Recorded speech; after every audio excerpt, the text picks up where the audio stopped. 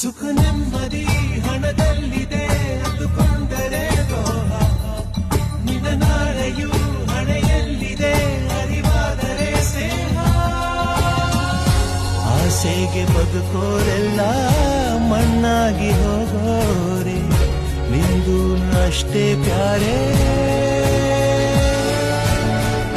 ನರಮನ್ಸ ಬದುಕೋದು ಹೀಗಲ್ಲ, ಕಲಿಸೋಕೆ ಯಾರೂ ಇಲ್ಲ.